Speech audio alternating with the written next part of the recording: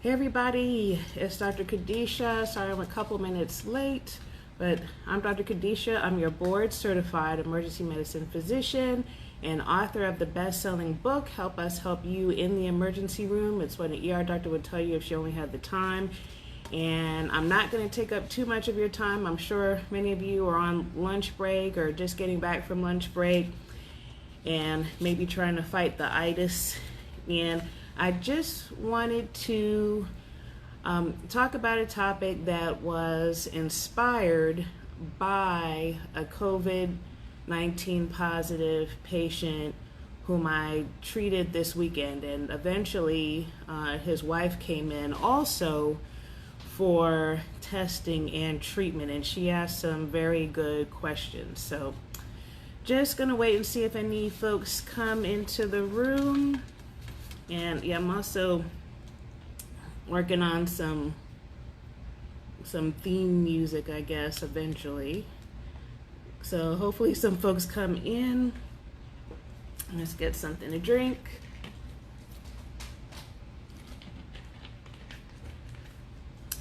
Yeah, I just got off another shift today, and a 24-hour shift. I work from 6:30 a.m. to 6:30 p.m. No, sorry, 6:30 a.m.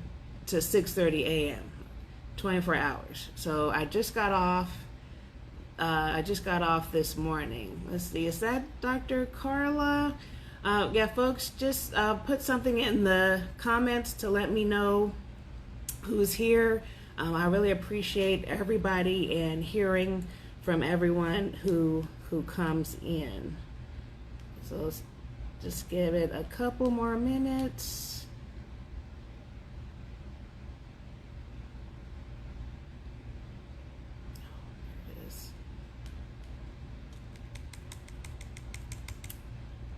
Okay, hey guys, thanks for coming in. Yeah, add some comments. Let me know who's here.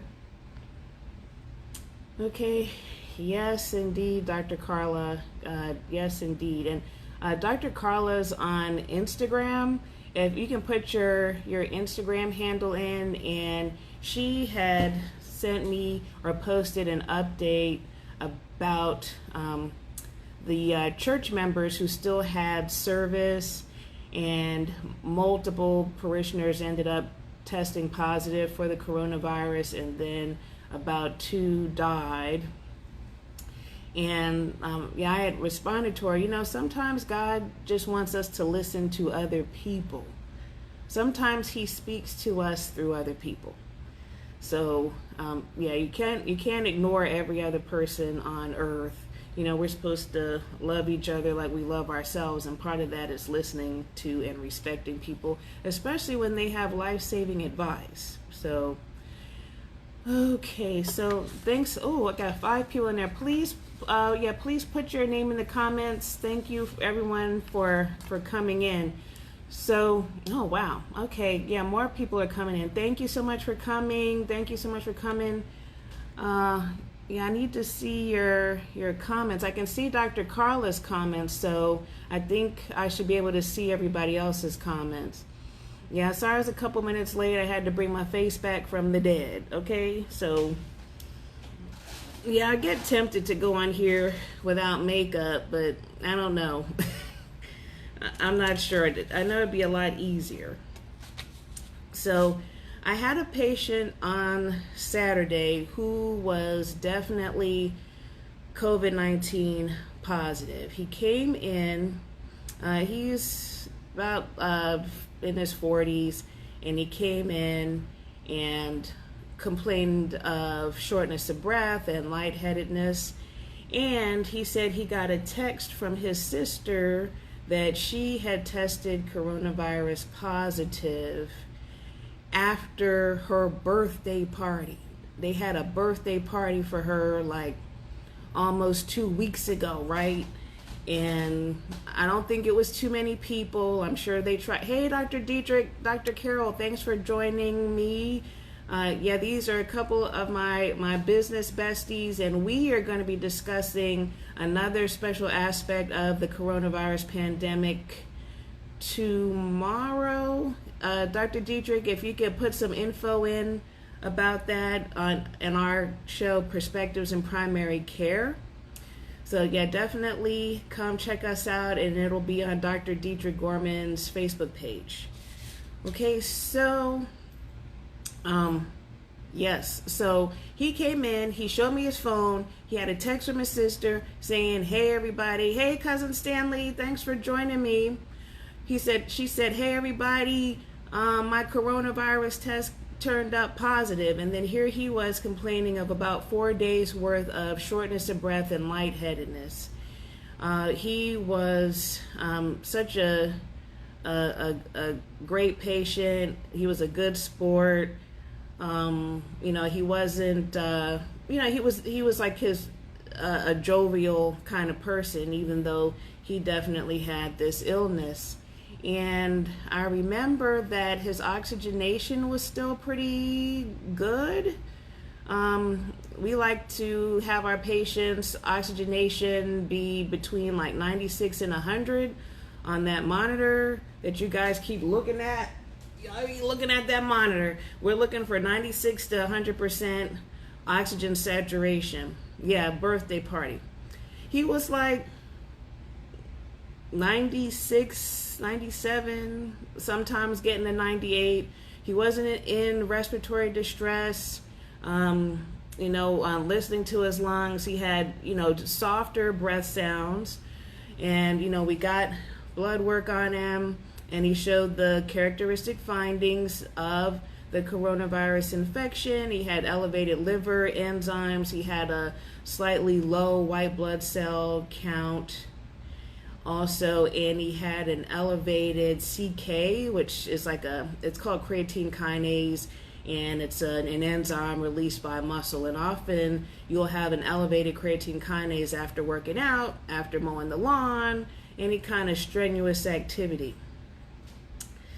Thanks, Dr. Dietrich, for putting that in the chat. So that's 8 p.m. Central Time tomorrow. And so he had the characteristic blood work. His chest x-ray did show bilateral patchy areas of infection.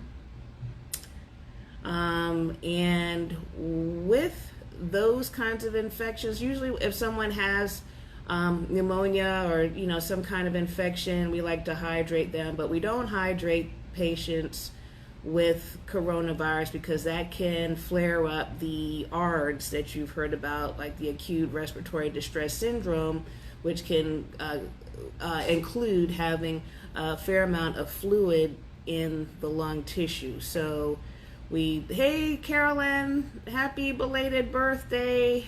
Oh God, I owe you lunch for your birthday. Thanks for checking in. So I wrote for the antibiotics that they're saying might be promising, just to do something for him. And like the pharmacies are already on alert, y'all. So if you're trying to get a Z-Pack from somebody, the Zithromax, aka azithromycin, the pharmacies are going to want a diagnosis likely from the doctor written on your prescription, so they know what they're writing the Zithromax for. So I wrote him for that. I wrote him for the hydroxychloroquine. And I did that for him because he didn't want to be admitted to the hospital. He didn't want to be admitted. I was like, oh my God, you got all the findings. The test won't be resulted until like tomorrow, or it could be up to 2 weeks from now. We're getting results as late as 2 weeks after the day of testing. It could be the next day, or it could be 5 days from now, or it could be 14 days from now. So don't count on us to give you a specific day for when the results will be known, because there can be a backlog right now. Since testing efforts are ramping up, there have been some delays. So so I'm telling him, yeah, everything is pointing to a coronavirus infection. You do have pneumonia on your chest x-ray. That is the explanation for your shortness of breath and your lightheadedness. I want to try to get you admitted to the hospital. And he said, nah, I mean, except for the shortness of breath, I'm good. And I was just like, that shortness of breath, being good is like diametrically opposed. But he's like, nah, I'd rather be at home. So, we can't admit people against their will. He was alert and oriented to person, place. While he was there, he drove himself there. So I, did the best I could by him and let him go. So later that night, later in the day, his wife shows up. And she has some of the symptoms. And, her chest x-ray wasn't as bad. So, since he was home, she wasn't as bad. I knew she wanted to go home. I confirmed with her. So you want to go home too, right? But then she asked me, what am I supposed to do about living with him? He don't clean up after himself. I'm the one that goes behind them cleaning up. What do I do? Where can I go? And I'm just like, I can't sort out your housing situation for you. I can't sort out your housing situation for you. But what do I do? She said, we're already sleeping in separate rooms. I was like, that's good. And you're just going to have to keep wiping down stuff. And she's like, yeah, but he don't wipe down nothing. I'm the one that's going behind him wiping up stuff. And I was just like, you're going to have to keep wiping. You're going to have to keep wiping, cleaning, washing your hands, avoiding your face, avoiding your eyes, nose, mouth, But anyway, so it led me to look specifically at some guidelines as far as living with someone who was ill. And this doesn't just apply to the coronavirus infection. This can apply to the flu, pneumonia, any viral illness, any bacterial illness, especially when you have diarrhea, vomiting and diarrhea. Okay, so what should she do to clean? Dr. Carla's like, get with it, because people are working. I'm about to go to sleep. But I know folks are still at work. So one thing, laundry. Let's start with laundry, okay? You can wash your clothes with the clothing of the sick person. You can mix the laundry together, but don't shake out the dirty laundry. Use disposable gloves when handling the laundry of someone who is sick. And wash them on the warmest possible temperature, at the warmest possible temperature, and make sure that the clothing is dry, like completely dry. Make sure, don't just take it out, damp and maybe hang it up or something. Just make sure that, or if you're going to do that, dry them maybe away from you, but make sure the items are completely dry. Sanitize the hamper. Now, this was something new to me. So Dr. Carla says, wear the mask and gloves in the house. Right, and I'm going to get to that. So we're still on laundry. So disinfect the clothes hampers according to the guidance for surfaces that according to the manufacturer's instructions for the particular detergent, and maybe the hamper itself as far as cleaning. Have you ever thought about cleaning your hamper? So clean and disinfect, and there's a difference between cleaning and disinfecting. So cleaning is getting rid of the gross dirt, the soil that you can visibly see, and you're using soap and water to do that. And then you disinfect with specific cleaners, like the dilute bleach solution and things like that. And then you can also look on the EPA website to look for EPA, Environmental Protection Agency registered household disinfectants. And you'll see the EPA's criteria for use against COVID-19. Okay, thank you, Dr. Carla. Right, launder at the hottest temperature possible. All right, Dr. Sam. Okay, so Cousin Stanley's like, I do that already. Good. Okay, so you're wearing the gloves while you're doing the laundry. You're disinfecting the hamper. Remove your gloves and wash your hands right away. And again, always, it's the clean your hands often throughout everything that I'm going to say.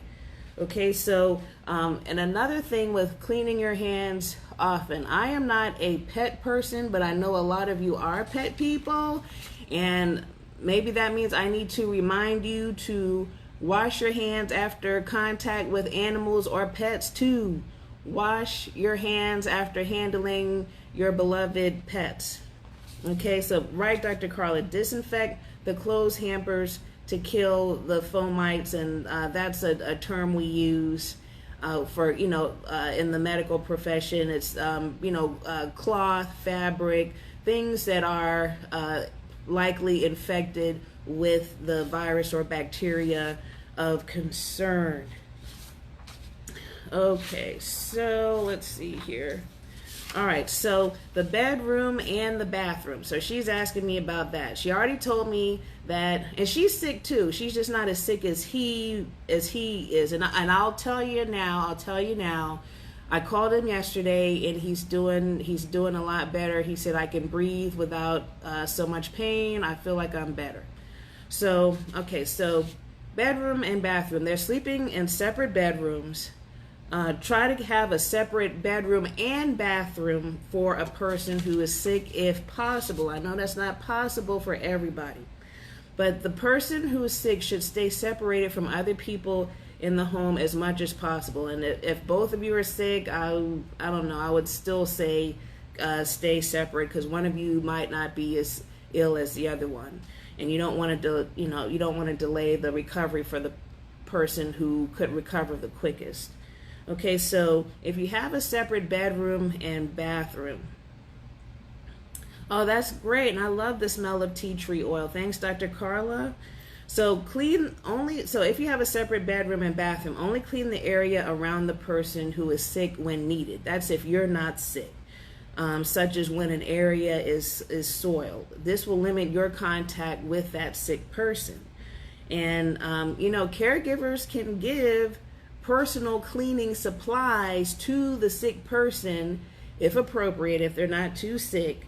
And those supplies can include tissues, paper towels, cleaners, and the EPA registered disinfectants. If they feel up to it, it's not too much to ask them to clean up after themselves, and hopefully if they care about you, they will want to clean and disinfect to help keep you healthy.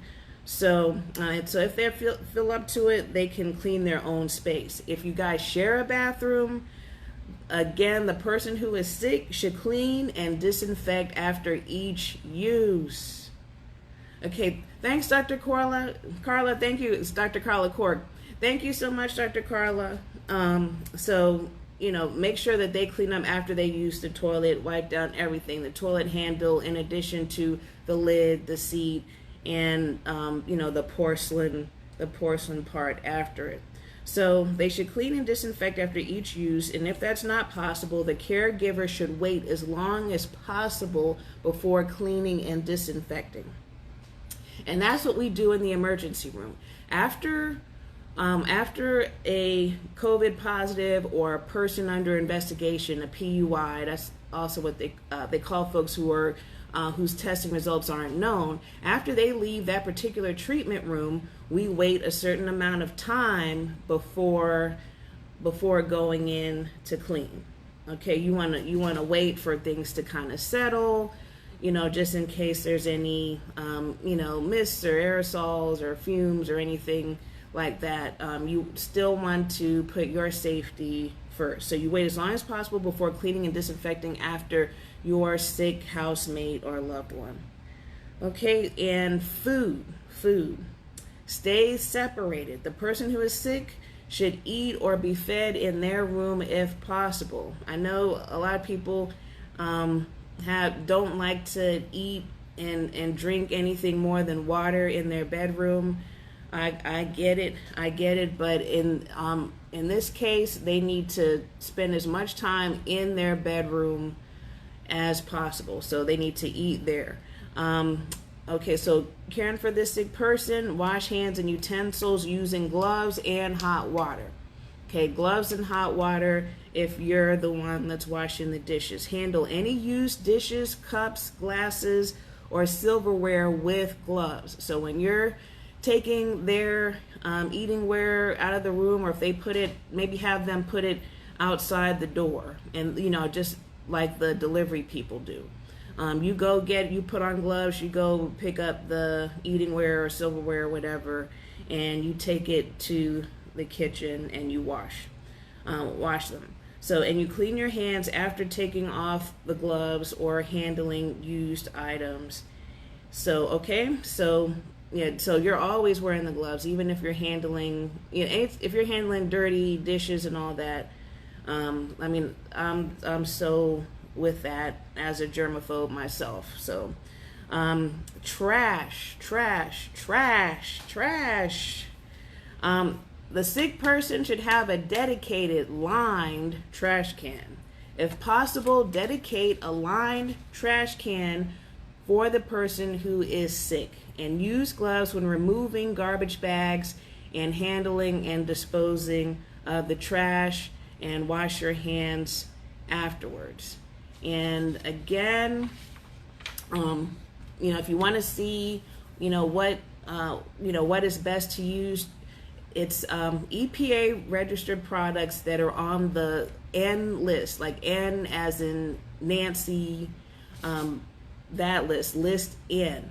And what you can do is you can look at the EPA registration number on your particular cleanser, and if you say say the cleanser is like if say the cleanser has the numbers like 12345-47, you can go on the EPA website and look up cleansers that have that same 12345-47, whatever I said.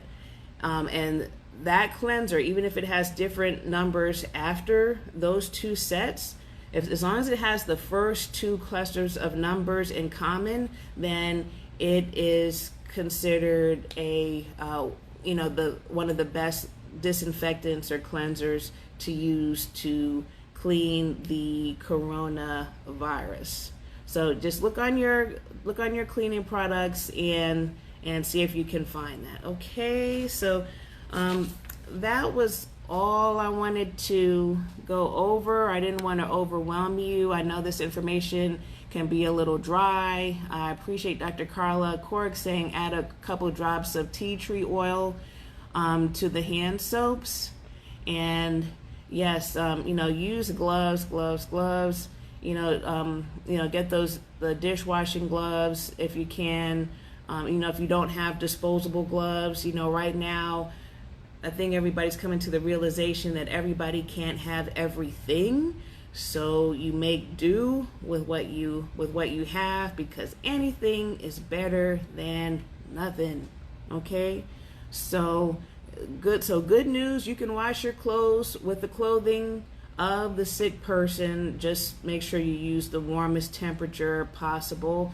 When you're cleaning and disinfecting, follow the directions on the cleansers and disinfectants. Often they want you to leave the object be with the product on it. Like for it to work the best way possible, you wipe it off.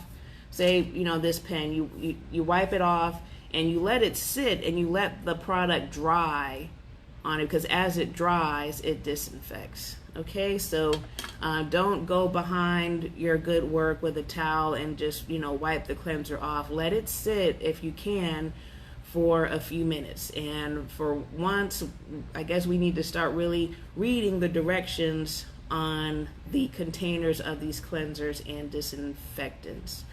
And again, don't feel bad about having that sick person clean up after themselves. Okay, it will serve you as well as them.